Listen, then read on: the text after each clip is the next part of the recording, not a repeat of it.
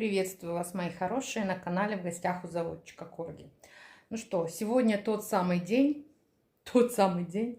когда исполнилась еще одна моя мечта, очень давняя. Не могу сказать, сколько лет этой мечте. Наверное, дом с камином. Это была мечта с самого детства. Дом у меня уже больше 10 лет. А вот с камином не срасталось. Ну, вернее, как, срасталось по кусочку.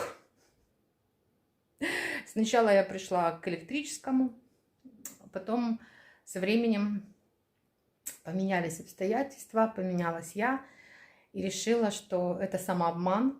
Если уже осуществлять свои мечты, то по-настоящему, по-взрослому. Так появился в моем доме камин. Знакомьтесь.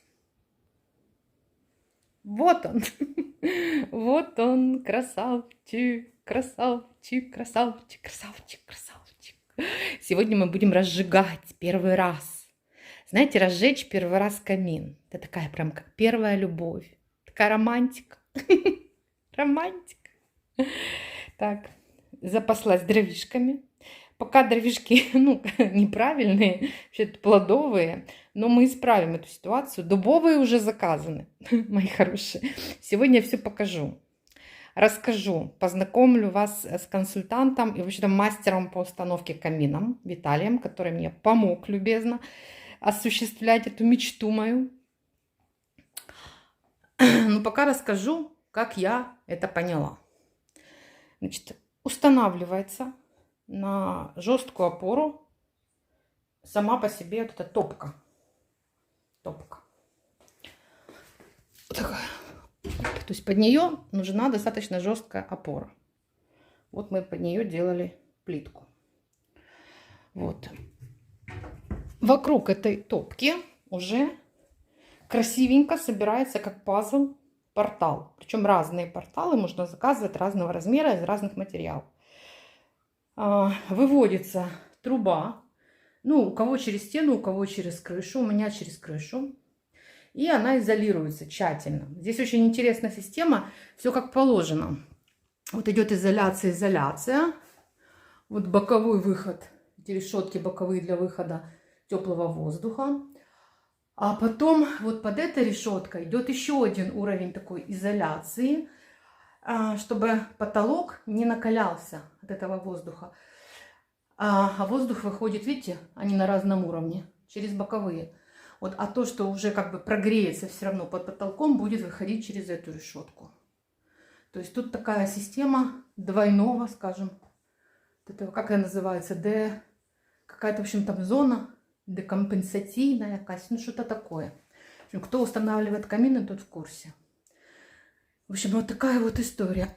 Кроме того, вот здесь в этой части сделали двойную изоляцию, стенку двойную по толщине. Именно для того, чтобы я сюда могла прикрепить декор. У меня тут будут, естественно, драконы мои, там драконы. Вот, чтобы можно было на хорошие такие саморезы их закрепить, сделали двойную теплоизоляцию. Вот, дальше все идет через чердак, дымоход, все как обычно.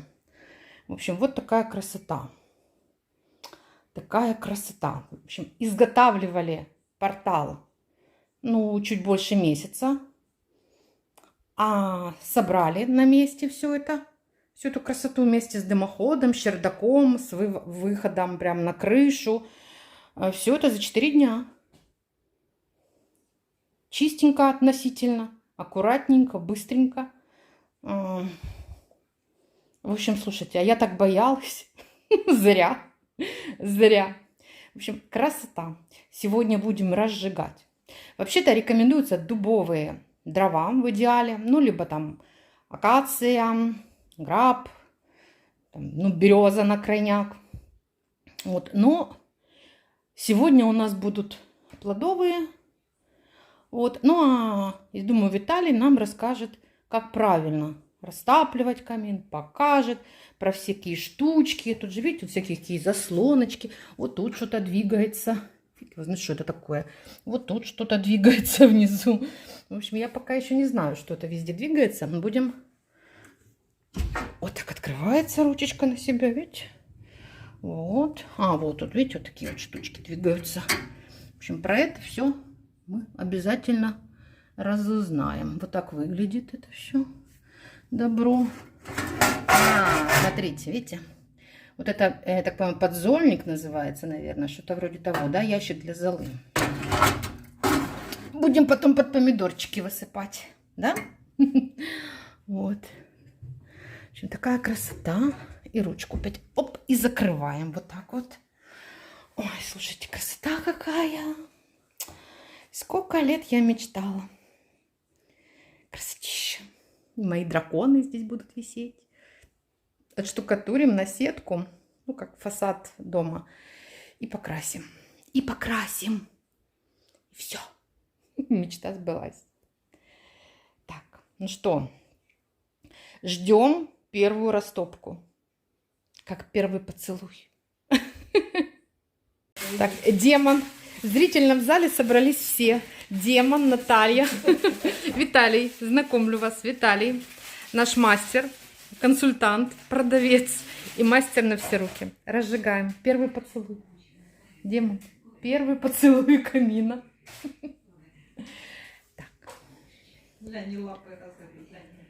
Раскорячил? Ну, конечно. Так. Шибер. Вот это шибер, верхняя штучка, да? Ага. Открываем приток воздуха. Ага. Вот здесь. Тут видно, видите? Открытое, закрытое. А еще раз. Ну, вот закрытое. А, вот это закрыто. А вот теперь вижу, да. Открытое, да. Сейчас я уложу дрова. То есть нам надо все открыть. Это на себя и вот это открыть, детки. Понятно. Уложу дрова и будем поджигать. Так интересно. Ага. На дно мы ложим большие, да? Начинаем с больших. На дно крупное. Ага. О, как. Так, все запоминаем. Чем выше, тем мельче. Ну, вот как.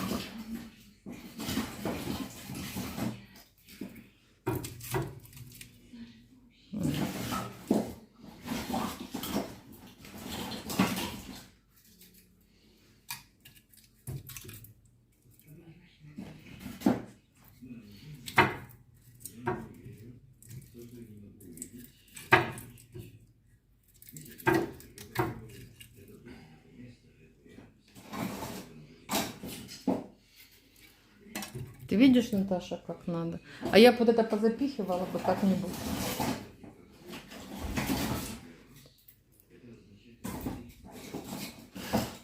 Ну, можно, наверное, по-другому, или просто надо именно такая технология выкладывания? Нет, можно и по-другому, конечно. Можно как делать, ну, как всегда, вниз, да, делают, снизу разжигают. Но почему лучше делать так?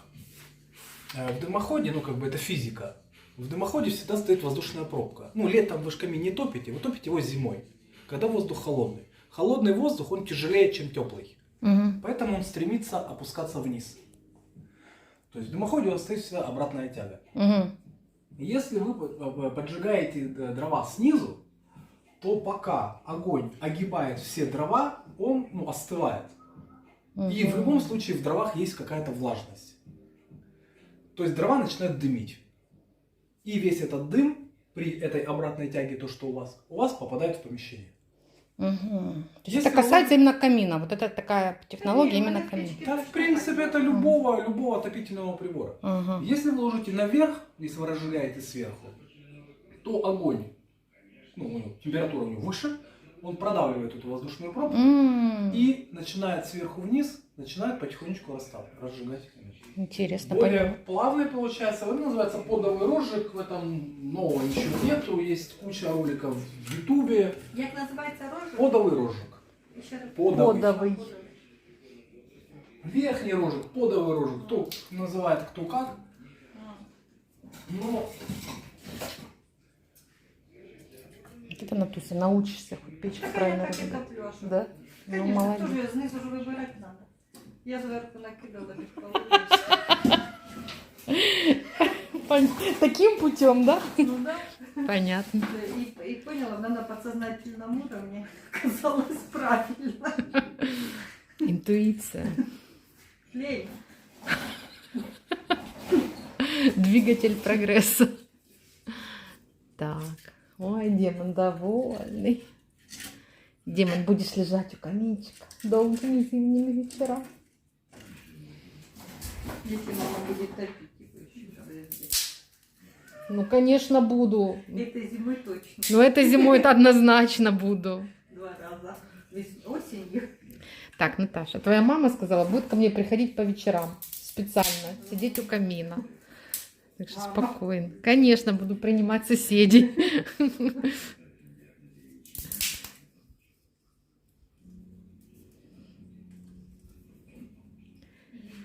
А, видишь, эти прямо сверху маленькие веточки. А моя логика вообще была противоположна. Я себе думала, я маленькая вниз буду ложить, потом больше, а наверх уже типа бревна положу. Понимаешь? Вот у моя логика ошибочная, да? Понимаете, как бы можно так делать, вот, но Ну, мангалы я так разжигаю. Это ж у меня логика мангальная, да. в камине появляется тяга тогда, когда дымоход разогрелся. Ну, и я когда поняла, чтобы печка выгнал вот разогрелась. этот воздух. Да. Ну, тогда я Если поняла вы уже. Да. положите мелкие, вот они у вас прогрели чуть-чуть, да, вы открываете, а у вас тяги еще нету, и отсюда может немножко подлизывать дым. Угу. А Это как бы не критично, ну, мне не это надо. не смертельно, да, но некоторые наоборот говорят, Как же без дыма, а да? у меня будет Дымок. дымок. Я говорю, Дымок. «Так, если будете правильно растапливать, то не будет. Говорит, а я хочу. Говорю, «Так вы откройте». Ну, раз хочу, будет. Не, а то буде вонять, як в старой хате, знаешь, дымом. Да, ну, кому-то, может, надо. Мало ли. Романтик. Ну да, так котел я накрываю его вообще сюда, ну, в хату дымления. М. А так мало того, что вы его открывать не будете, потому что такой закладки вам хватит, На 3 дня? не на 3 дня, но для того, чтобы нагреть все основательно. Виталий, а вообще вот такая закладка, вот эта топка, Да. она как называется? Это польский производитель, топка Ковмет V17 на 12 киловатт. А вот на какую площадь такая топка вот достаточно? На какую площадь ее можно По брать? паспорту это идет на 120 квадратных метров при достойном утеплении дома и высоте потолков 2,5 метра. Это как бы ее максимальная номинальная мощность. А по факту, ну, до 100, да? Где-то, вот мы этот показатель всегда умножаем где-то на 0,7, чтобы не стоять возле него, вот, подкидывать, а чтобы, комфортно она топит квадратов 80. Вот, то есть Это на мои 75 как раз идеально. Ну, вот мы так и думали. Польская, чтобы потом не спрашивали меня, какая. Польская. Так, мы берем вот такой рожек, вот такую зажигалочку. Так, рожек, подожди, сейчас покажу какой. Сейчас покажу, какой. Смотрите, какая прелесть. Вот такой рожек. Вот такой, чтобы не мучились потом. Такой. Так, берем. Ну, это ж можно ж спичками, правильно? Можно. Ну да. Ага, сверху. Как интересно вообще. Прям таинство какое-то.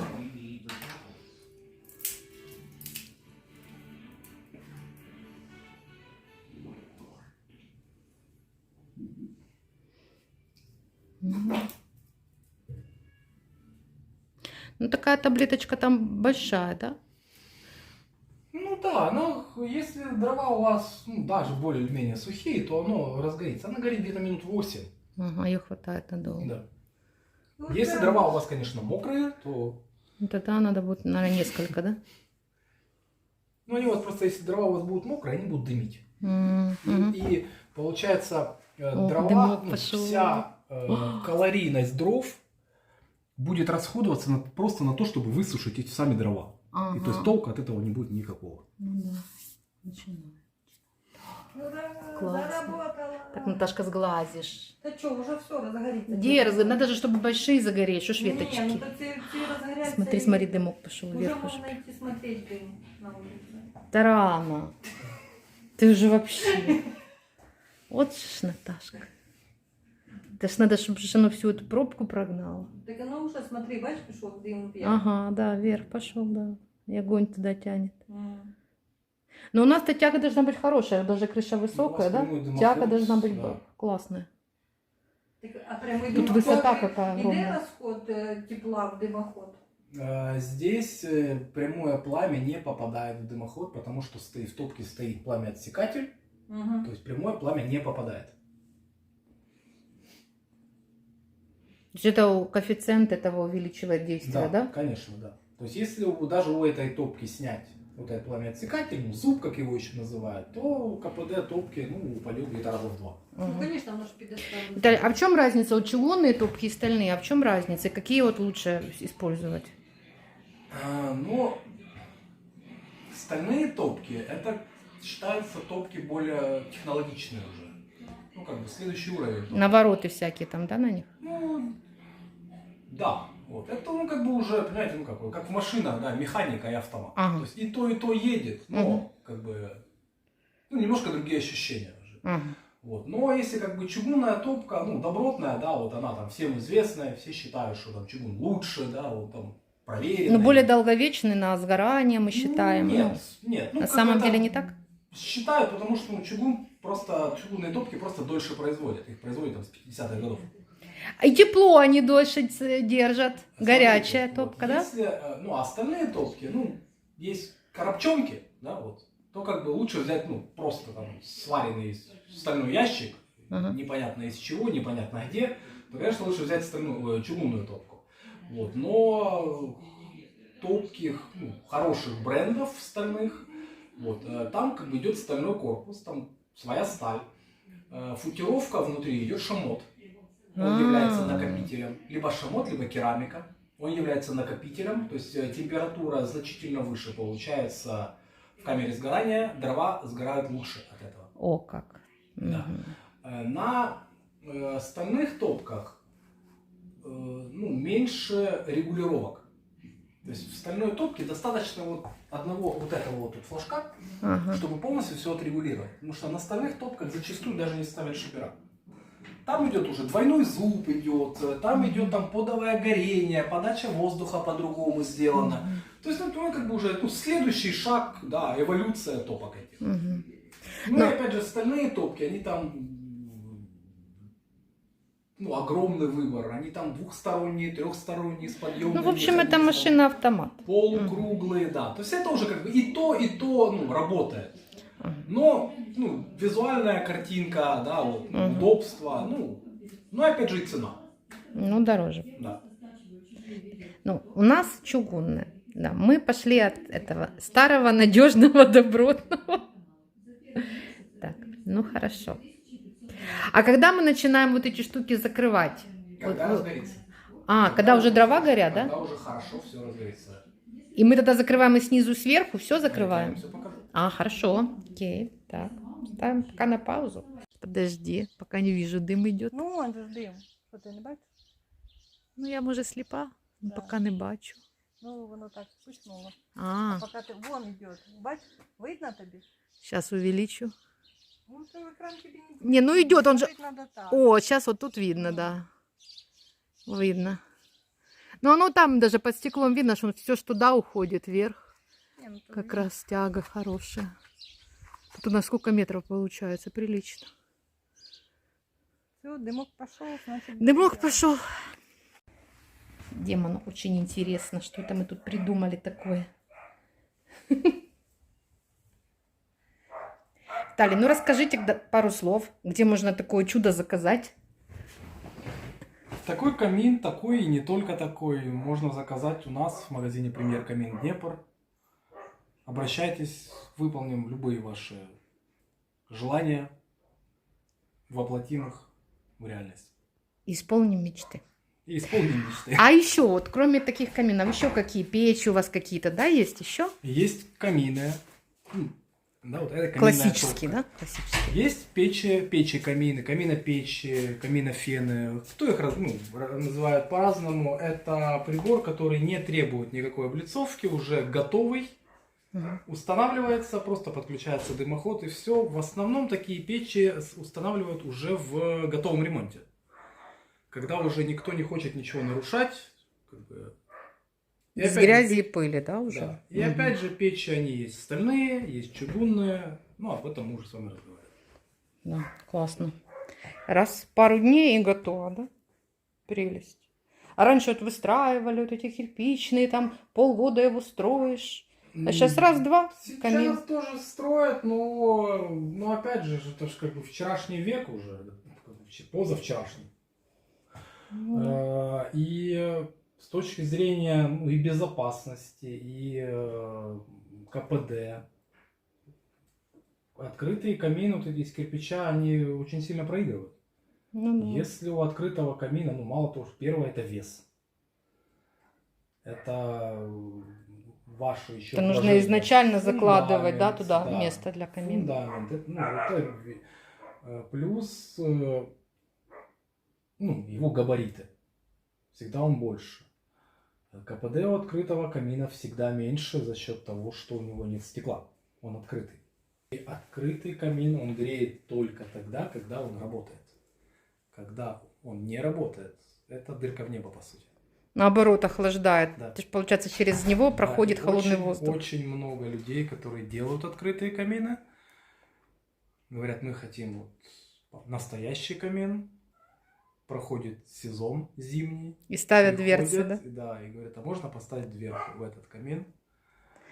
Люди сначала считают, что это кирпичный камин сделать дешевле, но потом, когда начинают искать под него дверцу, то сделать дверцу под Прозревают, заказ, да, уже? это будет стоить, наверное, дороже, чем готовый заводской камин.